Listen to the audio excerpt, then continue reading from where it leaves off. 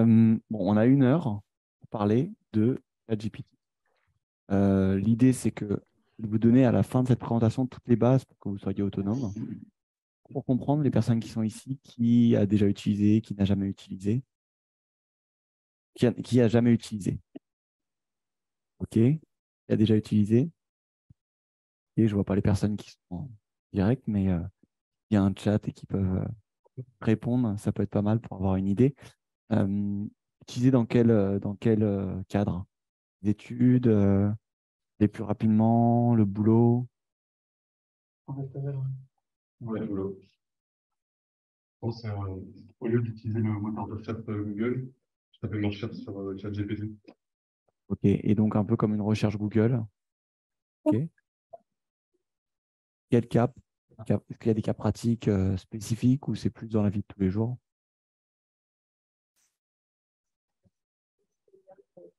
OK. OK, OK, d'accord. Contre ou t'es pour. Il y a pas des personnes qui sont anti-ChatGPT parce que ça peut arriver aussi. Souvent, je passe à des personnes qui sont anti-intelligence artificielle, anti-ChatGPT et je comprends. C'est vrai que tout va très vite. Donc, l'objectif, c'est de prendre quoi c'est bien, quoi c'est pas bien, comment bien l'utiliser. Et c'est ce que je vais vous présenter. Bonjour. Je vais vous présenter aujourd'hui. Alors, pourquoi est-ce que je suis devant vous? Moi, j'ai 2 business. J'ai un business, c'est une agence LinkedIn. On accompagne les entreprises à la plateforme LinkedIn. Donc, une agence marketing. On fait de la pub, de la prospection, de la communication pour ces personnes, pour des petites boîtes de 1 à 2 à 5 à 10 personnes, des plus grosses boîtes comme IBM, la CCI, EDF, Robert Half, des plus grosses boîtes dans tous les secteurs.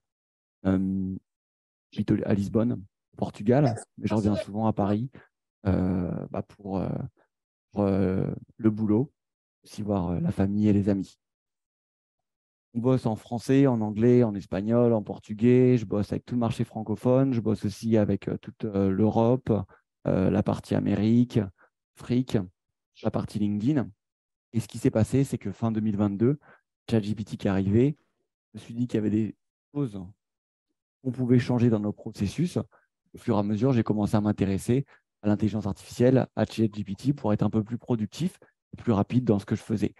Dans un premier temps, j'ai fait une recherche Google. Je me rappelle, j'étais avec des clients en formation à Paris, un cabinet de recrutement suisse. On a fait une recherche sur ChatGPT.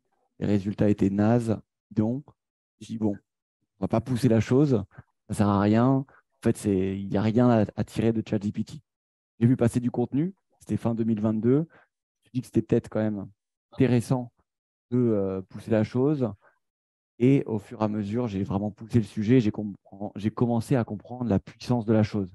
Donc, notamment au niveau de la rédaction de contenu, pour le community management, le branding, la communication des entreprises, pour la partie brainstorming, pour la partie traduction, pour la partie aussi challenger du contenu, production aussi de contenu, par exemple.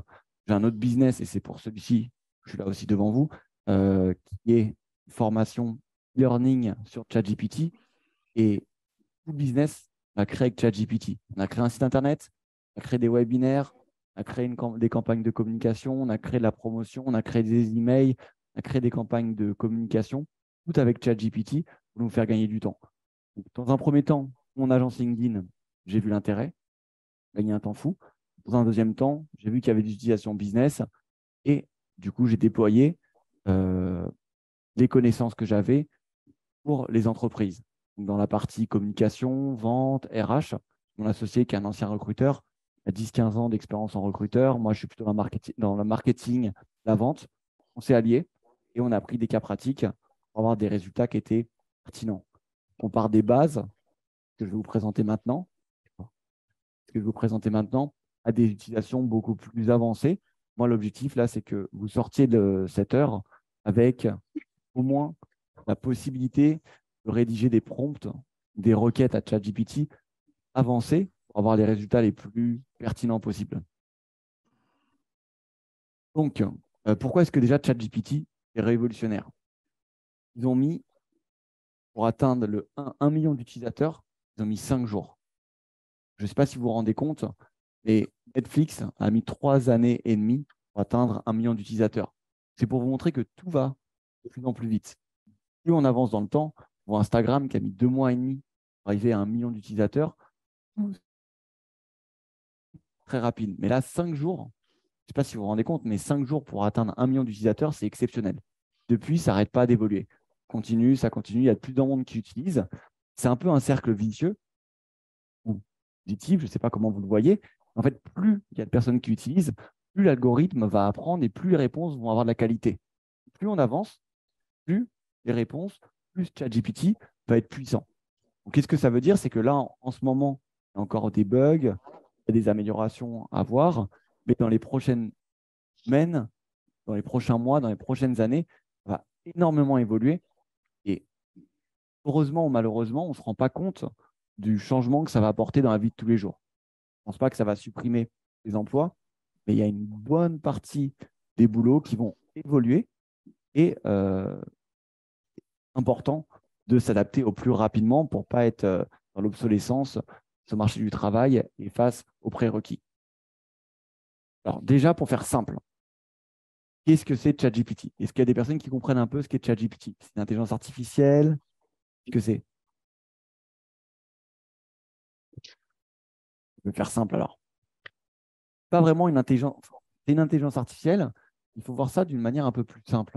C'est tout simplement un modèle de langage. Il faut apprendre à lui parler. C'est un langage avec lequel vous parlez. C'est un chat avec lequel vous parlez. Et ce chat va tout simplement prédire le prochain mot à écrire. C'est pas, faut sortir de la vision, c'est une intelligence, c'est quelque chose qui peut tout prédire. Tout simplement, une analyse de votre question et des probabilités des bonnes réponses. Et ça, c'est super important de comprendre ça. Pourquoi? Parce que derrière, ça explique comment l'utiliser.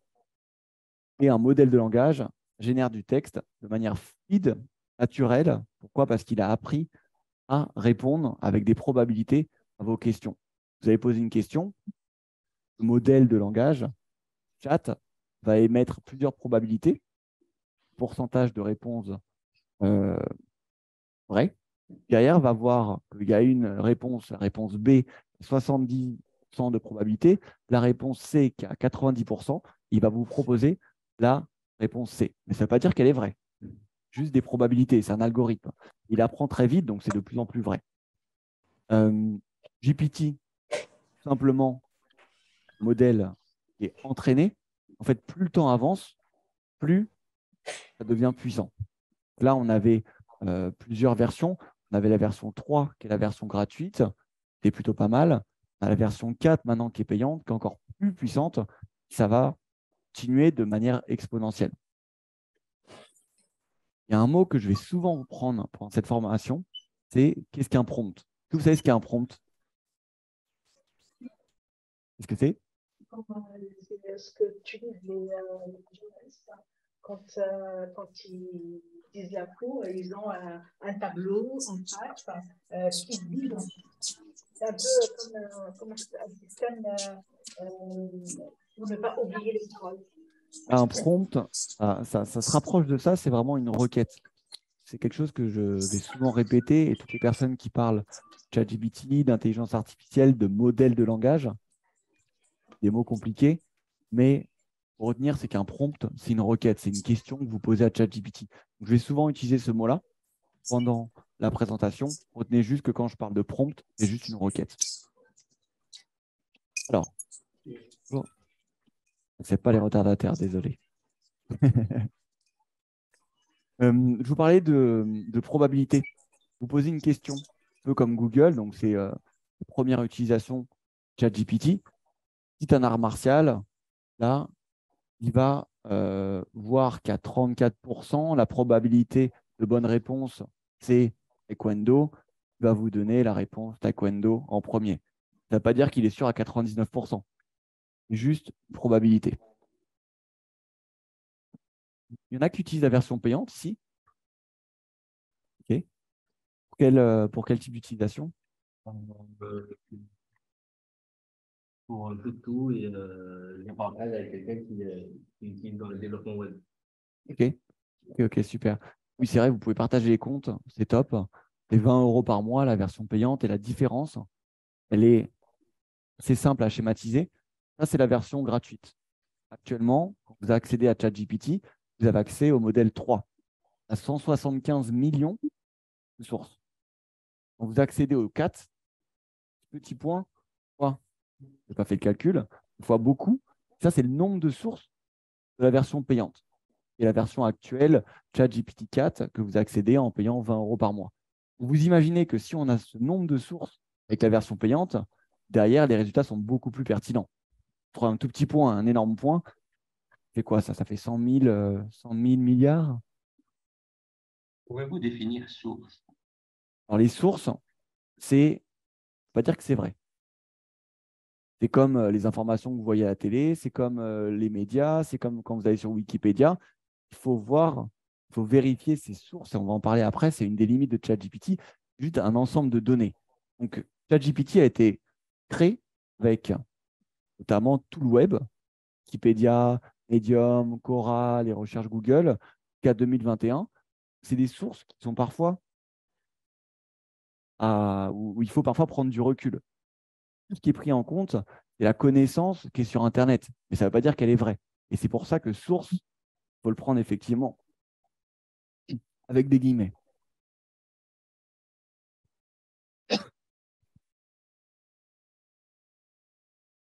Alors, on parlait justement des sources. Pas mal parlé ce matin, donc j'ai la voix qui part. Au niveau des sources, et s'arrête septembre 2021, les sources. Qu'est-ce que ça implique? Vous lui demandez quelle est la raison des émeutes en France. Il va vous parler des émeutes super longtemps. J'essaie de trouver un sujet d'actualité, bon, qui n'est pas super fun. Bon, c'est le sujet d'actualité en ce moment. Donc, si vous voulez avoir tout simplement des sources récentes, il faut lui donner des sources récentes. Parce que sinon, il ne va pas réussir à trouver des éléments récents. Par exemple, vous parlez avec lui, vous lui dites, voilà des sources, vous lui listez un chat, hein, lui envoyez des sources, vous faites des copier-coller d'articles récents sur Internet.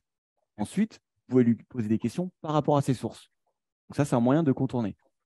On peut lui faire des connecter.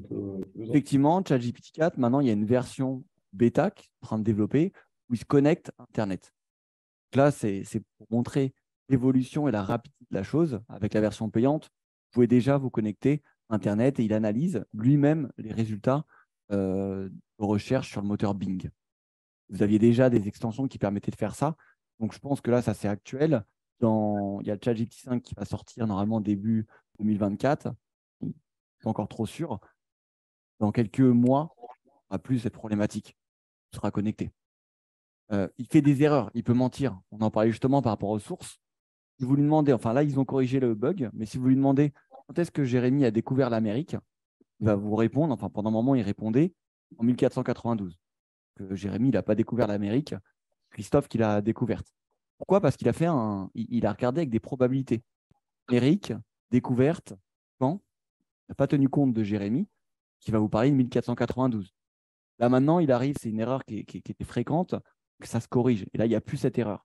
Et c'est un exemple pertinent pour vous montrer que, en posant une question, c'est des probabilités. Il faut prendre du recul par rapport à la réponse. Ce qui est étonnant, c'est que si vous interrogez une base de données d'historiens, vous aurez la réponse vraie à tous les coups, puisque c'est un fait. Donc, à quoi ça sert d'avoir 1 million, 100 millions ou 40 milliards de data s'il n'est pas capable de qualifier les data? Ça, c'est corrigé au fur et à mesure, mais effectivement, c'est des bugs. En fait, ça fonctionne en tant que probabilité. Donc, c'est intéressant pour d'autres applications. Donc, quand vous dites probabilité, qu'est-ce que vous entendez par probabilité? Alors, il va voir qui a découvert l'Amérique. Il ne va pas prendre en compte Jérémie. Donc, la probabilité, sa réponse, ça va être, il va se dire à 90%, quand a été découvert l'Amérique par Jérémie, il va se dire, quand a été découvert l'Amérique, il va vous donner en réponse 1492. Il va pas prendre ce petit élément, il ne va plus prendre, il ne prenait pas avant l'élément de Jérémie et pas Christophe. Il raisonne avec des probabilités. Et ça, c'était valable ça, il y a 6 mois. Maintenant, ils ont corrigé ces fautes. Et il y a toujours, en fait, c'est un exemple qui est choc, qu'effectivement, il peut faire des erreurs, il peut mentir. Tout simplement, une base de données va être utilisée pour reformuler et vous répondre par rapport à toute cette base de données. Ça, c'est super important, c'est super puissant. Là, je suis en train de donner des limites. Il y a des utilisations qui sont ultra puissantes. Par contre, il faut toujours vérifier les résultats. C'est comme quand vous allez sur Wikipédia, comme quand vous êtes dans une source, des sources sur Internet. À chaque fois, il faut vérifier ce qui est dit. N'importe quel endroit, même il y a quelques siècles, en allant sur des livres, les sources faites n'étaient pas toujours réelles. La même chose. Toutes les époques, encore plus maintenant avec le digital, il y a plein de vraies informations, plein de fausses informations. Il faut toujours prendre du recul. C'est de plus en plus vrai avec la rapidité de la circulation de l'information et l'arrivée des réseaux sociaux, du digital, d'intelligence artificielle, de fausses informations qui prennent un temps très court à être diffusées. Il faut prendre de plus en plus de recul par rapport à ça. C'est pour ça qu'il faut réussir à faire un pas en arrière et se dire est-ce que ça c'est vrai, est-ce que c'est faux. Ça a toujours été vrai depuis des siècles. L'information a toujours été gérée par certaines personnes et manipulée et utilisée de manière différente. S'il ne donne pas ses sources, vous pouvez lui demander des sources, lui imposer des sources. Vous pouvez lui dire tu utilises ci, ceci, cela pour me répondre. Ça, c'est top. Très souvent, on me dit la réponse, elle est un peu fade, elle est un peu générique. Vous lui demandez écris-moi un essai sur, écris-moi un texte sur la fiscalité des entreprises américaines. Et son ton est assez fade, très générique. Par contre, vous pouvez le guider. Encore une fois, c'est modèle de langage. Selon les questions, selon les informations, selon le prompt que vous lui donnez, il va vous donner une réponse. Si la réponse n'est pas pertinente, si le ton il est générique, puisque vous ne l'avez pas bien guidé dans votre question. Nous, ce qu'on arrive à faire, par exemple, dans mon cas, et tous les jours, on fait de la communication pour les entreprises qu'on gère. On prend des profils de dirigeants d'entreprise, on analyse, on donne à ChatGPT les 10 dernières communications, écritures, publications que ces personnes ont fait. On dit à ChatGPT, tu vas te comporter comme ce dirigeant, travaille pour cette entreprise, écrit ces différentes publications, il analyse toutes les publications, et après on lui demande, écris-moi maintenant, grâce aux informations que je t'ai données, une publication sur ce sujet. Il va nous écrire en respectant ce qu'il lui a donné avant, une publication parfaite qui colle au profil du dirigeant. En fait, il faut quand même la vérifier, on va retoucher quelques petites choses, mais colle au ton de la personne qui a été prise en exemple. D'aller au point directement confidentialité des données, ça c'est une problématique qu'on a depuis quelques années avec l'arrivée d'Internet. C'est la même chose, mais c'est encore pire maintenant. Personne lit, on accepte les cookies, quand on accepte les données, de partager ces données sur un site Internet, personne lit les clauses. On va avec ChatGPT, même chose, personne ne le lit. Donc, ce qui est important, c'est qu'on ne sait pas trop où vont les données, tout est réutilisé. Donc, ne partagez pas des données confidentielles, ne partagez pas quand vous êtes entreprise un numéro de carte bancaire, ne partagez pas, ça devient logique, c'est comme sur Internet, il ne faut pas partager données confidentielles. Il y a plusieurs niveaux, ChatGPT, avant de passer dans du concret. Le premier que tout le monde a, en général, c'est poser une question, comme sur Google. On pose une question. Le deuxième niveau, utiliser un prompt avancé. Donc, ce n'est pas une question, c'est une question qui va être à rallonge. On va vraiment lui donner un ordre et organisé et précis.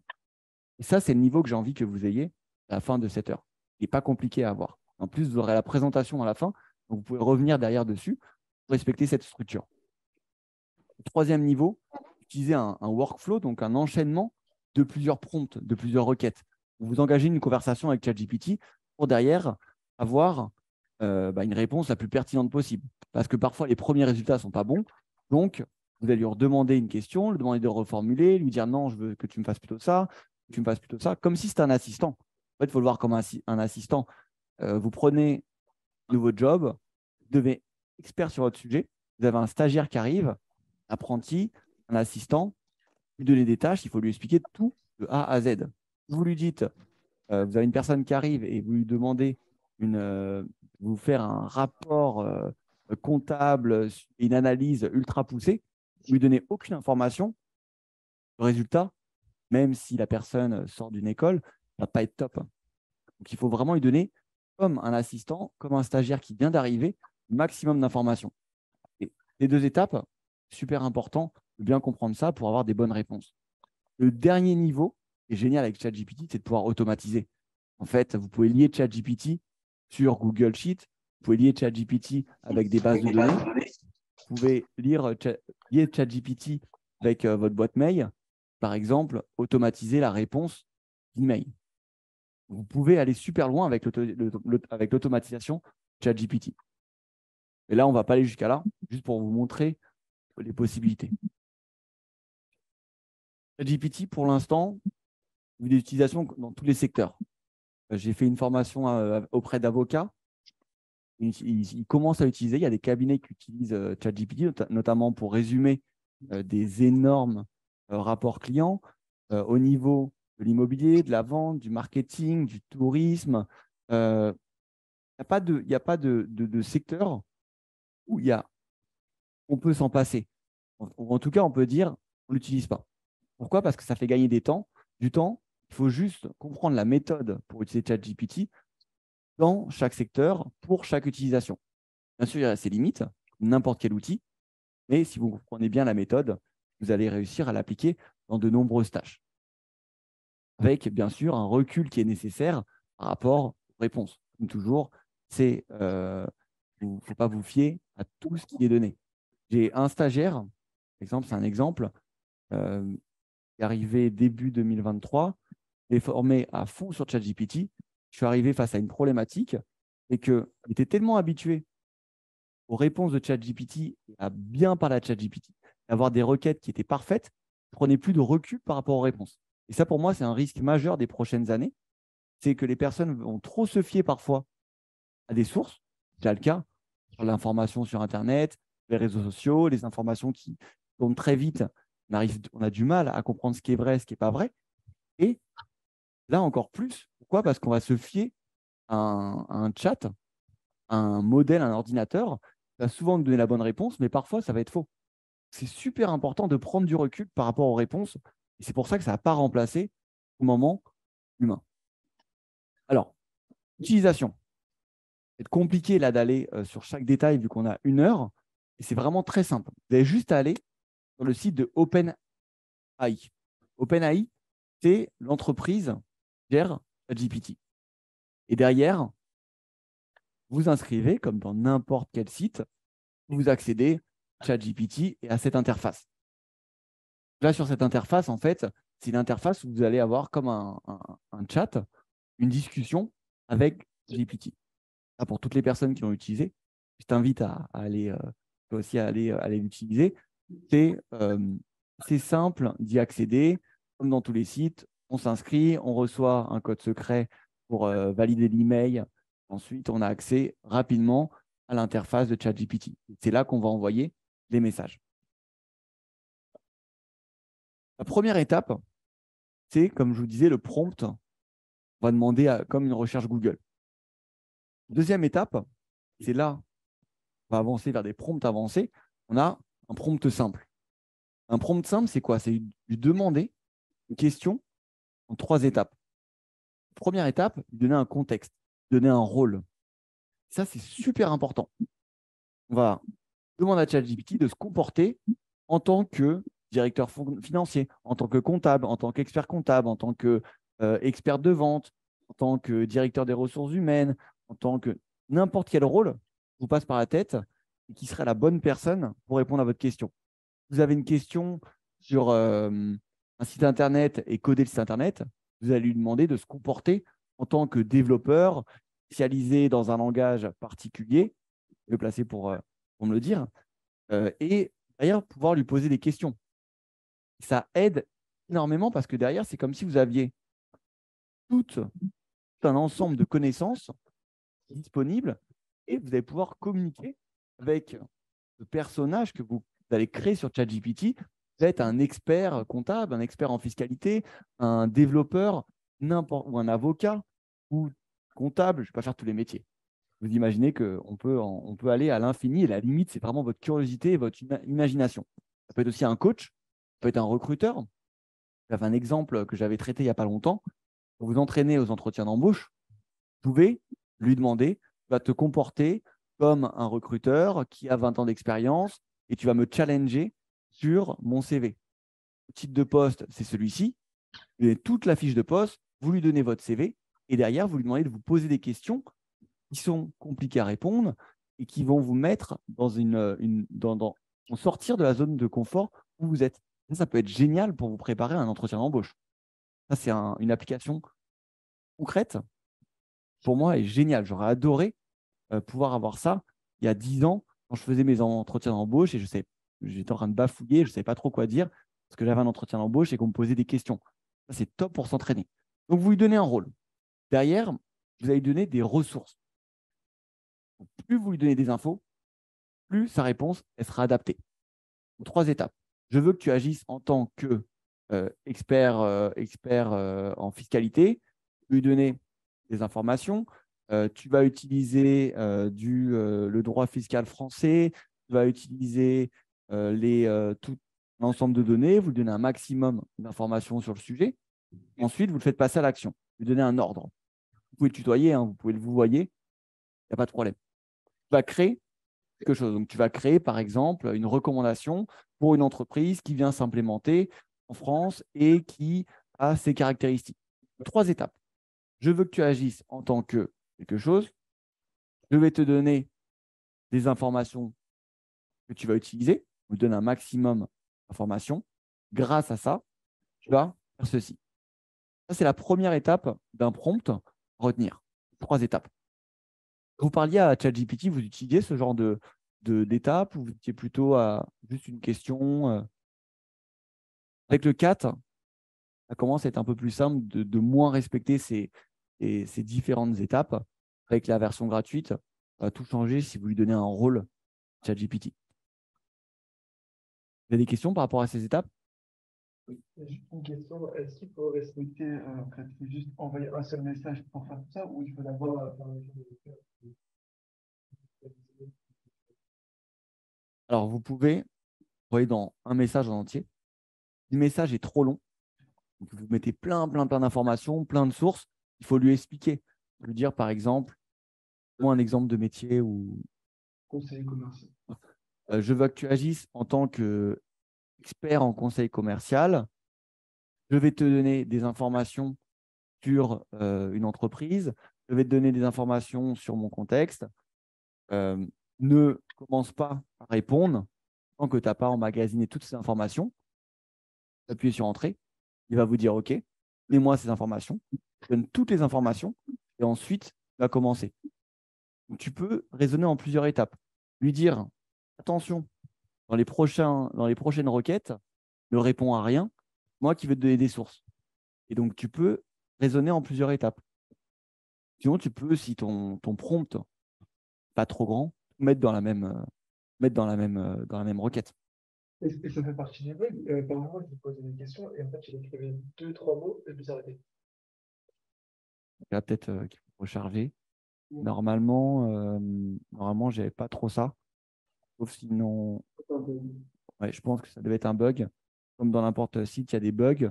Mais s'il donne vraiment 2 mots, soit que la question elle est vraiment ultra longue et incompréhensible, il a du mal. Sinon, c'est vraiment un bug que tu as eu. Maintenant, le prompt parfait. La requête parfaite. Pour moi, c'est celle-ci. Il se sépare en 7 étapes. Il donne un rôle, on lui donne une tâche, on lui donne un objectif, on lui donne un contexte, on lui donne des étapes, on lui donne des contraintes, on lui donne un format.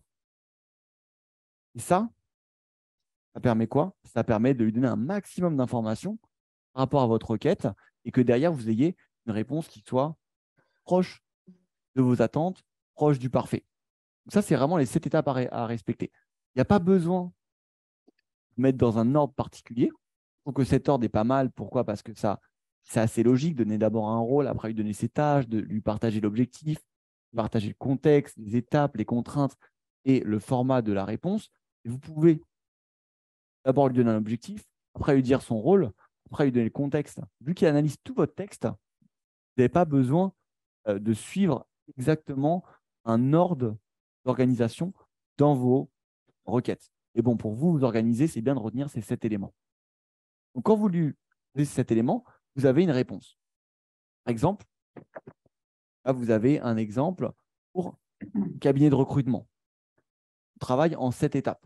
Rôle, tâche, objectif, contexte, format, contrainte, tonalité. Première chose, le rôle. Un recruteur en cabinet de recrutement. On lui donne un rôle. Déjà, il a compris qu'il va devoir se comporter comme un recruteur en cabinet de recrutement, qui va aller analyser toutes les sources. On parle de recrutement et de cabinet de recrutement. Ensuite, on donne un contexte. Et je n'ai pas respecté spécialement les étapes, l'organisation des étapes. Les clients sont tous dans le secteur de quelque chose. On lui a donné ça, on lui donne une tâche. Présente 5 idées distinctes pour améliorer l'engagement avec les candidats. Là, on lui donne une tâche, il a déjà compris, en analysant ça, il va déjà répondre de manière assez pertinente. Mais on ne s'arrête pas là. Il faut lui donner notre but. Comme si c'était une nouvelle personne dans l'entreprise, elle n'avait aucune connaissance, il fallait vraiment tout lui expliquer de A à Z. Le but est d'élaborer un plan de recrutement qui attire plus de talents qualifiés, renforce la réputation de tes clients. Donc là, on lui donne vraiment plein d'informations et on ne s'arrête pas là. On peut lui donner des contraintes. Souvent, quand vous avez posé une question, vous n'allez pas être satisfait de la première réponse. Dans ce cas-là, vous pouvez retravailler. Imaginons que vous arrêtiez à là. Vous avez posé une première question, vous n'êtes pas satisfait. Vous allez reprendre la demande et vous allez peut-être ajouter chaque idée de recrutement doit être claire, courte et précise. Parce que vous avez vu que son texte était avec très générique, énorme, mal organisé. Vous voulez juste une réponse qui soit courte, claire et précise.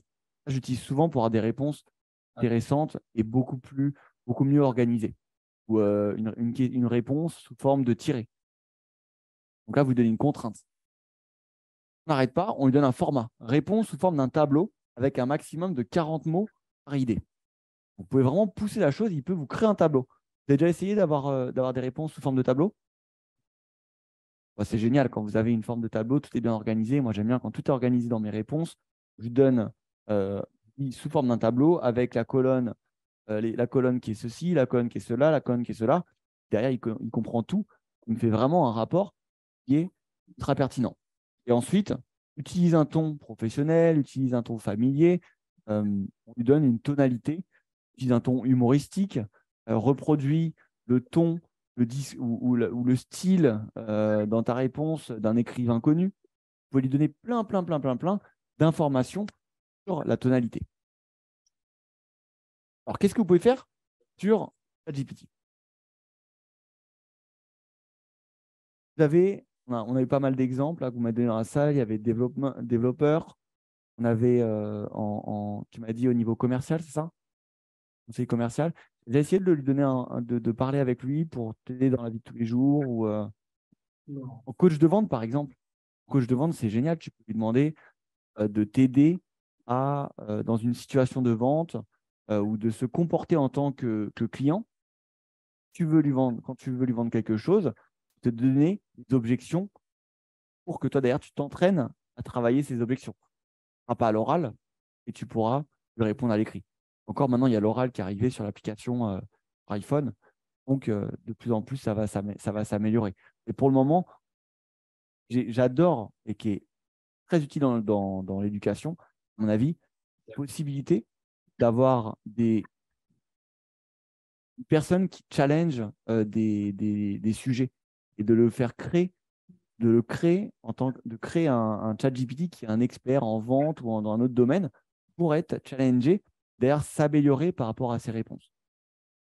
En différents usages, donc les usages que j'utilise régulièrement, les résumés de texte. Commence-moi ce texte et extrait seulement les éléments essentiels. C'est génial. Vous avez un email que vous recevez qui fait 5 pages, vous n'avez pas le temps, pas l'envie, il est 18h30, vous voulez rentrer chez vous, vous allez sur ChatGPT, lance-moi ce texte, extrait seulement les éléments essentiels et vous lui envoyez le texte, il va vous ressortir les éléments. Vous pouvez faire l'essai, vous pouvez comparer avec le texte, j'ai fait plusieurs fois, ça ressort quand même bien et ça résume très bien les textes. C'est une utilisation qui est géniale, c'est condenser et résumer les textes. En plus, il n'y a pas besoin de source. Donc, ce niveau-là, les réponses sont toujours très pertinentes. Deuxième utilisation, le brainstorming. J'aime bien l'utiliser pour qu'il m'aide à trouver des idées. Par exemple, quand j'ai lancé une formation en ligne sur ChatGPT, je lui ai dit, voilà mon idée, j'ai envie de la lancer de cette manière-là, qu'est-ce que tu en penses? Ton rôle va être un expert en formation, qui a lancé plusieurs formations, tu vas t'inspirer de ces différents sites Internet, je vais donner des sites Internet, des sources. Ensuite, je vais demander de me proposer une stratégie pour lancer la formation en ligne que j'avais. Derrière, il y a eu des idées qui étaient quand même pertinentes, notamment au niveau des différents canaux de communication. Il m'a parlé de newsletter, il m'a parlé de communication sur les réseaux sociaux, il m'a parlé de partenariat avec des écoles, partenariat avec des organismes de formation. Donc, il y avait des pistes auxquelles je n'avais pas pensé. Et OK, j'aurais pu y penser, mais ça m'aurait pris plusieurs heures. Il y avait des pistes qui m'ont aidé, notamment sur la création du site Internet. Et là, on lui a donné des exemples de sites Internet, on lui a donné notre sujet, et derrière, il nous a créé un site Internet. Ça, c'est bien parce que un site Internet, au final, c'est toujours la même chose. Vous avez des bonnes pratiques à respecter, vous pouvez copier-coller et donner à ChatGPT. Vous avez un sujet, une trame que vous aimez bien, que vous voulez respecter. Au niveau de l'écriture du site Internet, vous pouvez lui demander de vous aider au niveau des descriptions, au niveau des slogans, au niveau des appels à l'action. Toutes ces informations peuvent être générées par une intelligence artificielle. Génération de texte, on a donné l'exemple en tout début de formation, que j'utilise beaucoup. Bien sûr, ça, c'est un début de prompt. On a vu juste avant comment faire un prompt avancé, pas pour que derrière, vous lui demandez une question comme ça. Là, ce serait plutôt, tu vas te comporter comme un journaliste sportif, expert dans les événements à envergure internationale. Tu vas écrire un article sur les Jeux olympiques en 2024 et tu vas respecter ces différentes contraintes. Pour lui donner une direction. Par exemple, vous pouvez lui donner la direction d'être contre les Jeux olympiques, d'être pour les Jeux olympiques, et le diriger sur la manière dont il va vous générer le texte. Si vous n'avez pas d'inspiration d'écriture du prompt, vous pouvez aussi lui demander ça. Agis comme si tu étais un expert en prompt, un écrivain. Écris-moi un prompt, une requête pour ce sujet. Et là, il va vous créer lui-même le prompt. Il faudra derrière peaufiner. À chaque fois que vous avez les résultats, il faut les peaufiner. Derrière, ça va vous permettre d'avoir un travail de réflexion, une base, un brouillon, pour derrière l'utiliser en tant que requête. Traduire un texte, ça j'utilise énormément pour qu'il me traduise rapidement les textes. C'est beaucoup plus pertinent que Google Translate, par exemple. Au niveau de la traduction de texte, j'utilise tous les jours. J'habite au Portugal. J'avais eu des problèmes par exemple, avec mon syndicat de copropriété, problèmes légaux, besoin d'écrire des emails formels, bilingue en portugais, mais au niveau des emails formels, c'est un peu plus compliqué. Qu'est-ce que j'ai fait? Je lui ai expliqué la situation, je lui ai mis une contrainte et je lui ai demandé de m'écrire un email avec des références, des textes de loi, vraiment quelque chose de poussé. Derrière, on a créé des emails qui étaient du niveau d'un avocat. Le niveau qui était utilisé au niveau de la rédaction de texte, c'était un portugais qui était parfait. La copine est portugaise, elle l'a vérifié, elle l'a validé. J'étais même impressionné quand je lui ai montré le texte, je ne lui ai pas dit que c'était ChatGPT. Créer un site, on l'a vu. Donc ça, c'est des usages qui sont à la vie quotidienne, mais vous avez sûrement d'autres usages. L'idée, c'est vraiment de le former pour être un outil pour vous aider à aller plus vite. Mais ce n'est pas un outil pour vous remplacer. C'est vraiment un deuxième cerveau. Un deuxième cerveau qui va vous aider à être plus perspicace, plus productif, mais ce n'est pas un cerveau qui remplace le vôtre. Attention. Et ça, c'est ce que j'ai peur aussi dans le futur, que une bonne partie de la population ne comprenne pas les enjeux de ChatGPT et l'impression que ce qui est dit l'intelligence artificielle réelle. Oui. J'ai une question sur la fonctionnalité résumé et synthèse. C'est uniquement à partir d'un texte ou est-ce qu'on peut envisager de uploader une présentation PowerPoint ou un lien vers une vidéo de webcast et lui demander ce même exercice de résumé? Alors, la version actuellement gratuite, je vais lui mettre du copier-coller le texte. La version du ChatGPT 4, donc le payant, vous avez une fonctionnalité qui a été ajoutée. Donc, comme l'accès au web, c'est encore en bêta, donc c'est encore en test, c'est pas encore parfait. Parfois, je fais se connecter à Internet, pas génial, et c'est lent, mais c'est une première chose et ça évolue très très vite. Il y a 2 mois, il n'y avait pas ça. La fonctionnalité d'importer des documents, vous avez des plugins, c'est des extensions que vous allez ajouter ChatGPT et juste cocher ChatGPT, une extension. Après, je pourrais vous faire un partage d'écran. Attendez, je vais me faire maintenant. Comme ça, vous allez le voir. Hop. Vous avez en fait la possibilité sur ChatGPT de lui demander d'accéder à Internet, d'analyser un document. Là, donc là, je suis sur l'interface ChatGPT. Il y a le 3, le 4. J'ai le payant, le 4, donc j'ai accès aux 2. Là, la possibilité, plugin, d'avoir différents plugins. Et par exemple, le plugin Ask Your PDF permet de mettre en ligne un PDF, donc un document que vous avez. Peut faire 20, 30, 50 slides. Des documents super longs, parfois on galère un peu encore à les télécharger. Derrière, lui dire, tu vas prendre ce document que j'ai mis en ligne, tu vas me ressortir les points importants, tu vas me répondre à cette question. Par exemple, si vous avez un énorme rapport et vous voulez juste une information qui est cachée dans le texte, utile d'avoir une intelligence artificielle qui va parcourir super rapidement le texte et qui va vous donner l'information. Ça, c'est possible. Vous pouvez aussi retranscrire des vidéos YouTube, vous pouvez aussi transcrire un audio vers du texte. Et en fait, ça évolue super vite. Je suis en train de dire ça, peut-être qu'il y a des nouveaux plugins qui sont arrivés, qui ont tout changé. Et ça, moi, c'est les plugins que j'utilise le maximum. Accès au site Internet et implémenter un PDF. C'est seulement valable pour les personnes qui ont la version payante. Et si vous avez un doute de comment utiliser ça, vous pouvez lui demander comment est-ce que j'utilise, comment est-ce que je peux utiliser la solution pour, pour analyser un document.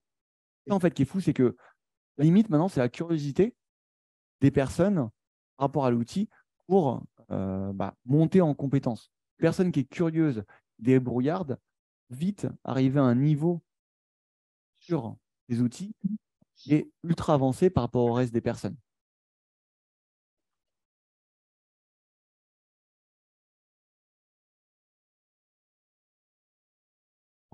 Prompt résumé. Je vous donne un exemple de prompt en résumé. J'ai fait rapidement.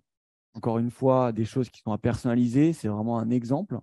Et par exemple, je lui ai dit, je veux que tu agisses comme un expert en fiscalité et expert en synthèse. Donc, je donne un rôle, je vais te donner un texte, tu vas présenter sous forme de tableau les grandes idées du texte. Les colonnes du tableau seront parties, résumées et à retenir. Je vais donner ça. Il m'a dit, bien sûr, je peux vous aider. Je vais donner un texte, super long. Là, je n'ai pas tout copié. J'ai pris un énorme article sur Wikipédia sur la fiscalité. Derrière, il m'a résumé le texte avec les différentes parties.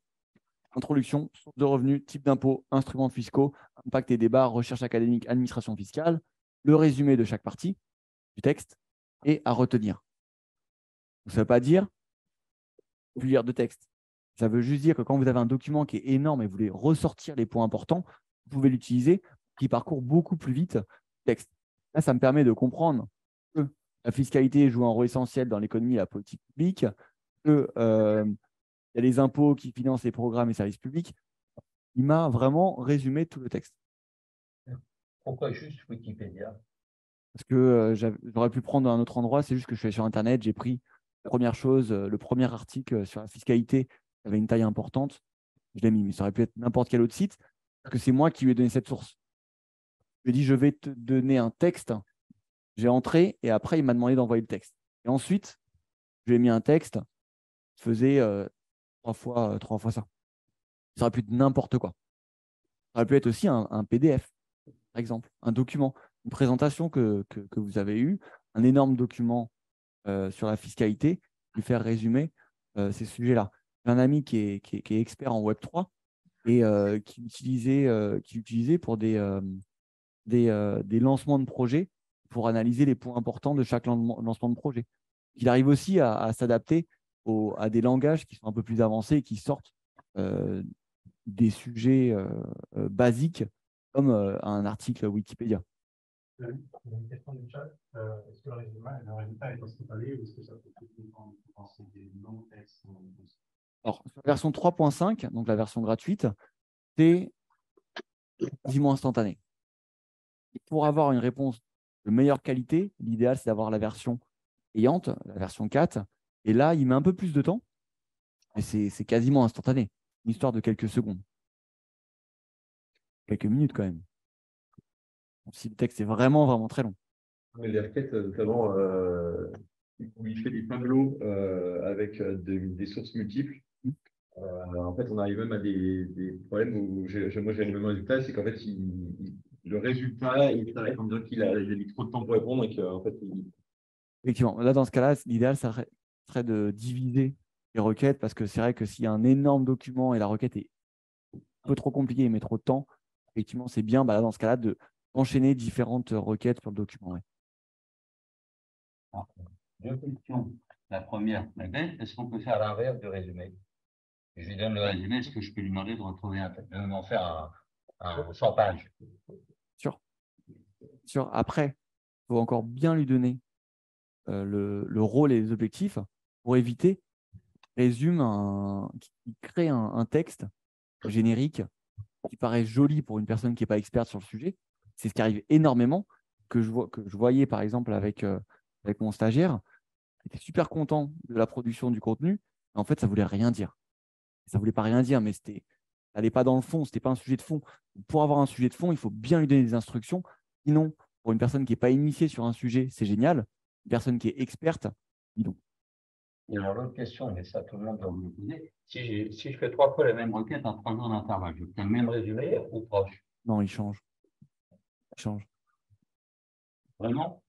Ou sur les détails? Il y a quand même une trame qui reste la même. On voit l'organisation des réponses. Si à chaque fois le prompt est le même, après, ça change. Donc, pour revenir nos requêtes, l'idéal, c'est, quand on est sur ChatGPT, chaque fois, on a les résumés. Hop. Non, en fait, les derniers chats qu'on a eus. Comme ça, on peut revenir aux résultats qui avaient déjà été faits. Vous avez donné l'exemple d'un de mes clients. Hop, on rédige pour eux. Vous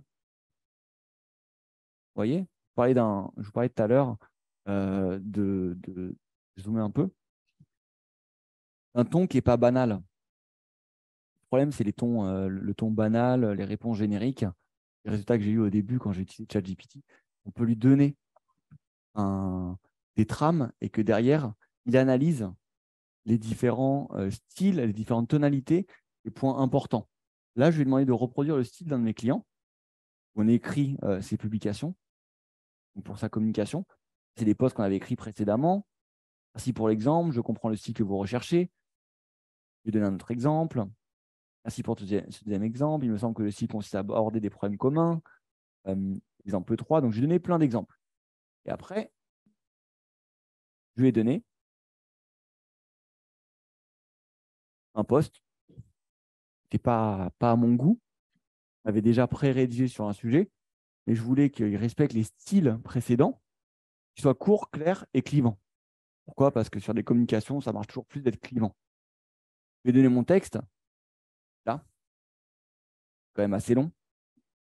Et derrière, il m'a produit un... C'est pas celui-là.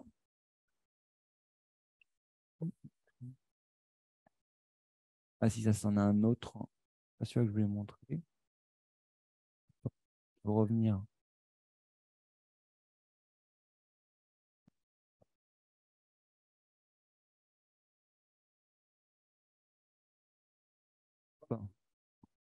Voilà. Là, par exemple, nous a réécrit un énorme texte en respectant un peu plus la trame, le ton, avec des phrases qui sont beaucoup plus courtes. Et là, on a 3 phrases. Ah non, hop. Donc, vous voyez, il faut faut jouer avec lui quand même. Là, je vais demander que mon texte soit beaucoup plus clivant. Il m'a marqué management de transition, c'est du vent. Voilà ce que j'entends souvent, c'est une erreur majeure avec un emoji. Et il m'a résumé les 5 différentes idées. Le texte original, c'était sa première version. Ça. Vous voyez? Long texte qui n'est pas bien organisé, qui est compliqué à lire. Là, à la fin, il m'a produit texte beaucoup plus organisé, beaucoup plus simple, avec un appel à l'action à la fin, qu'au niveau copywriting, c'est idéal. Revenons à nos moutons. J'ai justement un exemple de l'article. Vous avez mis le lien vers l'article Wikipédia. Vous avez copié-collé le texte. J'ai copié-collé. Okay. Mettre des liens, il faut qu'il ait accès à Internet. Ou sinon, avec le plugin Ask Your PDF, de mettre en ligne la chose. Deuxième exemple, bon, et des explications. Vous ne comprenez pas un sujet, tu es un peu perdu sur un sujet, tu n'es pas à lui demander. Pourquoi? Parce qu'il va prendre une multitude de sources et il va le reformuler. Vous lui demander de vous expliquer comme s'il parlait à un enfant de 5 ans, sujet. Par exemple, explique-moi en quelques phrases comment installer un ledger pour sortir mes crypto-monnaies de Binance, soit court, clair, concis. Ça parle de Web3, ça parle de crypto-monnaies, d'un échange, de ledger, donc des sujets un peu techniques pour les personnes qui ne sont pas initiées dans l'environnement crypto-monnaie. Et il m'a résumé les différentes étapes avec des avertissements sur des risques. Vérifiez attentivement l'adresse avant de confirmer le retrait. Notez que chaque transfert peut entraîner des frais de réseau. Il m'a résumé les différentes étapes de manière simple pour une personne qui serait initiée sur un sujet. Dernier exemple, le prompt, par exemple, une question basique, encore une fois, il faut le pousser à votre avantage, mais pour exemple, avoir une présentation qui est simple du prompt et de la réponse, je prends des exemples qui sont assez basiques. Je dis comme un expert en fiscalité, le meilleur pour trouver des solutions pour optimiser ma fiscalité, je dois étudier. On fait des fautes d'orthographe, il ne nous dit rien, donc c'est top. La possibilité des entreprises offshore et des paradis fiscaux. Mon profil est entrepreneur français, gagnant 250 000 euros, actuellement en statut auto-entrepreneur. Vous comprenez, vous êtes au courant des statuts, que gagner 250 000 euros et être auto-entrepreneur, ce n'est pas top. Court, clair et concis dans tes réponses, présente le résultat sous forme de tableau. Là, il m'analyse, donc c'est quelque chose qui est basique comme question parce qu'on ne lui donne pas trop d'informations non plus. Il va me proposer différentes pistes. Continuer comme auto-entrepreneur en France, bah là, pas trop une solution. Les charges sociales, pas d'impôts, création d'une SASU en France, qui était offshore, le taux d'imposition varie en fonction du pays, il faut tenir compte des régulations et de la législation française. Avant de me produire ça, il m'a mis un message qui n'est pas là, avertissement, quand même, pour prévenir en disant attention, je suis un expert en fiscalité, il vaut mieux vous tourner vers un professionnel, mais voici les réponses que j'ai. Ce qui est bien, et c'est pour ça qu'il y a un temps énorme entre chaque nouvelle version de ChatGPT, qu'il y a quand même du côté d'entreprise qui gère ça, une nécessité, une envie de sécuriser la chose pour que les personnes ne demandent pas n'importe quoi à ChatGPT, ne fassent pas n'importe quoi avec les réponses. Vous avez souvent des messages qui vous disent attention, voilà ma réponse, mais je ne suis pas un expert, ça ne veut pas dire que tout est vrai dans ce que je dis. Ça, c'est super important à comprendre encore une fois, et c'est vraiment le point que je veux mettre, le point majeur lorsque vous utilisez ChatGPT, c'est de prendre du retrait. Vous aurez toujours besoin d'être un expert et d'avoir les connaissances sur un sujet pour être sûr que la réponse est bonne. Ça va vous faire gagner du temps, ça ne va pas remplacer la connaissance. Vous aurez accès à plein de connaissances sur Internet, et par contre, il y aura toujours besoin de prendre du recul et de se dire, est-ce que cette information elle est bonne? Est-ce que cette information est complètement à côté de la plaque? Ça, c'est la même chose avec tout ce qu'on voit en contenu depuis des années. Il faut toujours prendre du recul. C'est super important. Dans les prochaines années, ça va être le plus grand challenge, à mon avis, qu'on va avoir avec tous les contenus qui vont circuler à une rapidité énorme. Hop. Au passage, s'il y a des personnes qui sont intéressées pour pousser, il y a 2 manières de pousser la chose. Vous pouvez me contacter sur LinkedIn, Jérémy Guillot. Je poste régulièrement sur le sujet, tous les jours, le sujet de ChatGPT, l'intelligence artificielle. Donc, n'hésitez pas à m'ajouter sur LinkedIn et me poser des questions avec plaisir. Ou sinon, si vraiment vous voulez pousser un peu avec